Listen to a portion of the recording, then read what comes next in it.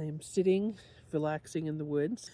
I said, I know I said I was going to do this last week, but I made banana bread, so there's video of that. And yeah, lots. Oh, and a stand-up story time about my grandmother. So all of that and more on Bumbling Butterfly. Thanks for watching.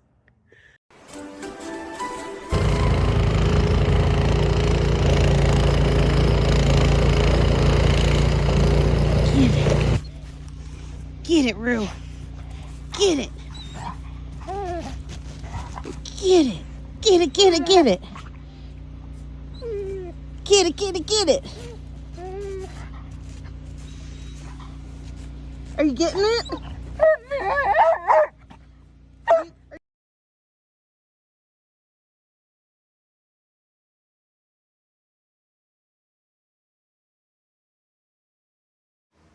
This is the recipe, and since I didn't have a big enough bullet, I put that top part in like half portions into the bullet, and then pour it directly into the bread mold, and then do it twice. So that's what that means.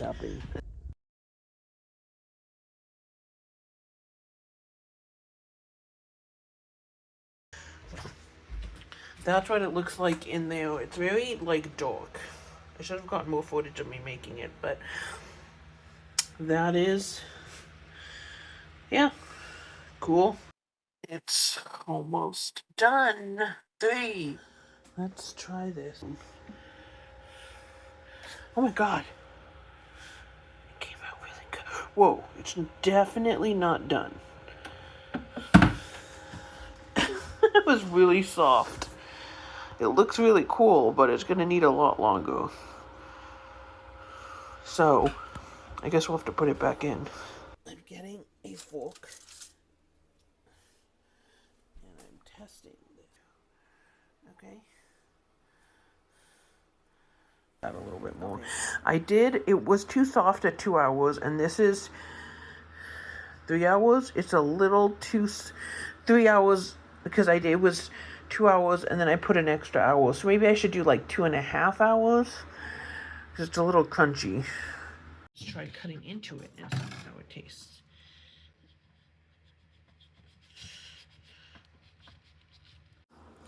Look at that steam. That's what the inside looks like. I think I just need to not put it in as much so it doesn't get as burnt on the outside. So maybe like 2.5 hours. Oh my god. It's so good.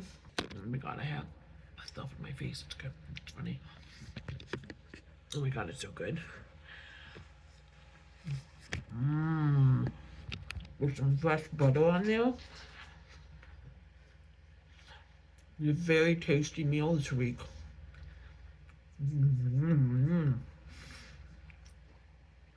So good.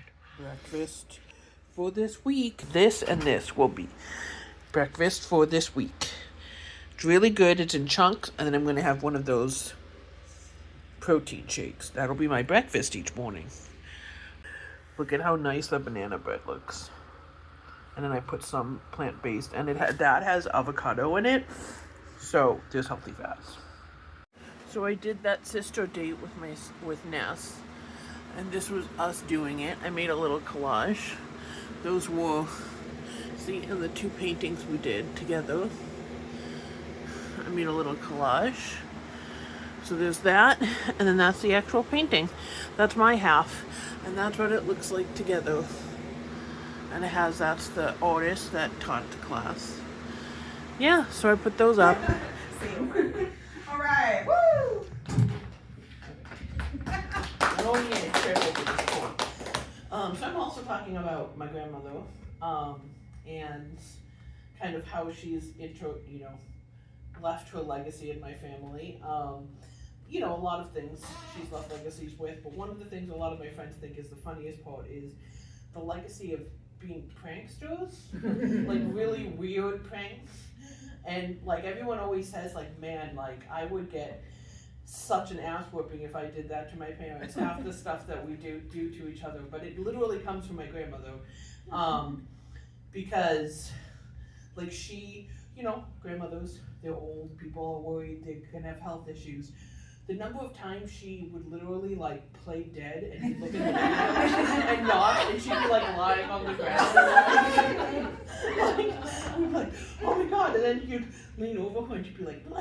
And she literally did it. She was in hospice, and my mom's best friend, Auntie Mori, was sitting there like having tea, and in the middle of the conversation she just goes, and you're like, did she die? And looks, and then they get close to literally see if she's breathing, and she just goes, blah. So I grew up with stories like that. And like another time, I mean, this isn't really a prank, it's her just being weird. Don't ask me how this conversation started, but she was watching my cousin Tommy and I, and somehow thought it would like an interesting fact to tell us that if you lick a battery, it zaps you. Like weird thing to tell your grandchildren. And we were like, wow, interesting. So we go back to my aunt's house. We tell my older sister and my cousin, who's also older, and we're like, we learned this fact today at Uma's house, Uma's grandmother in German.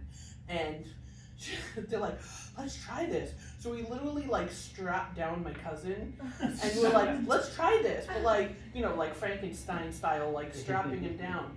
And except my older cousin doesn't have like a little battery. He pulls out like, I don't know, like a tractor battery. So like this big battery. And we're like, lick it. And my uncle comes down as we're like, what's gonna happen? Like, holding the battery. And we're like, Oma told us if you lick a battery, it zaps you, and we wanted to test the theory. And so he's like, why would you tell children that? But so just weird. And then like another time, this was a very strange grandmother. Again, this isn't really a prank, it's just kind of shows genetically why my family is strange.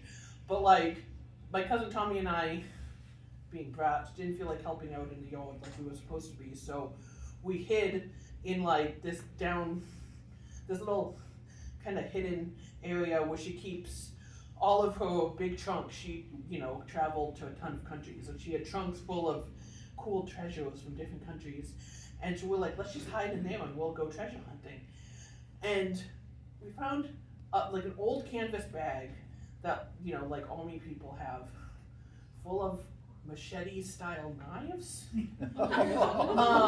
Like we're talking like machetes, like I swear one look it could have come out of like Pirates of the Caribbean, like, and so we go in like holding knives, like, look what we found, and they're like, really, like what?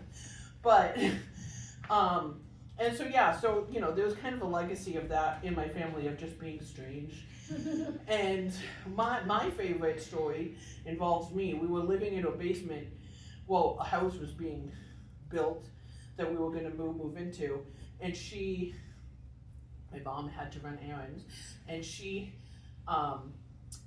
this might sound like kind of cultural appropriation now because, but back then, so this is time period, but she had a really big fascination with Native American, like, legends, and so she was like, let's take a walk, and so there was a nice wooded area in front of her house, so she decided to be like, I saw a Native American ghost. Like, let's go hunting for it. And I'm like, okay, I'm like 10, not realizing like that's a weird thing to do. I'm like, cool. Well, I found out years later as an adult that she got lost in the woods chasing this ghost. And so she finds the nearest street and she's like, cool, like I guess we didn't find him, like let's just walk home. But of course she's lost. So we're like walking, she's trying to find where we're going. And my mom literally came and found us, driving. I was like, where the hell have you guys been? And I'm like, we were chasing a ghost. And she just looks at her mom like, really?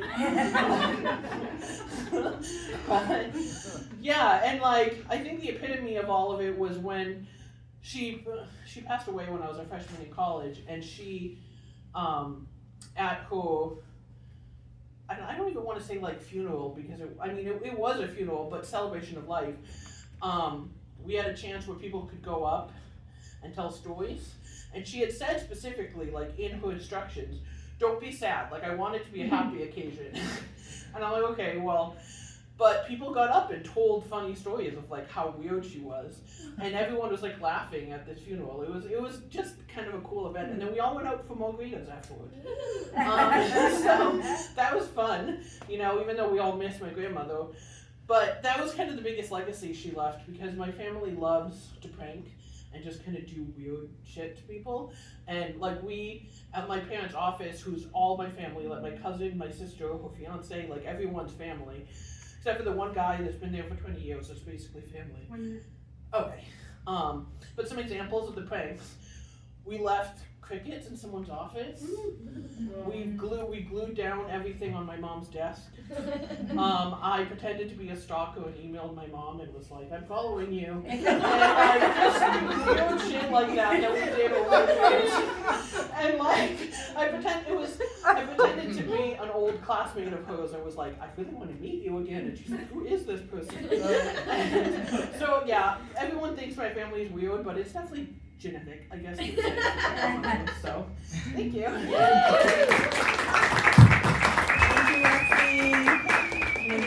For the final thought is this quote. And I like this quote because, you know, life is like a wave, right? And you can get crushed by it or you can learn to surf it. And I feel like for me recently, I'm kind of coming out of a depression with all the stuff with not finding a job and things like that. But I feel like I could have been crushed by unemployment, which I kind of felt like I was being crushed, like I was drowning in it. And it obviously still sucks and I'm drowning in debt, but I feel like I'm learning, you know, I'm surfing, I'm using the time wisely. I've joined a lot of free clubs. I've done stuff, kind of used it to get some life balance. You know, I mean, one of my life goals for this year was to balance my life and work and, you know, work-life balance. So I think I'm kind of focusing on that aspect of things. So I'm definitely riding the wave as opposed to being crushed by it. So I thought that was a good quote. Stay tuned next week. I'm going to winter camp up in the mountains at De Benneville. So stay tuned for that. Thanks for watching Bumbling Butterfly.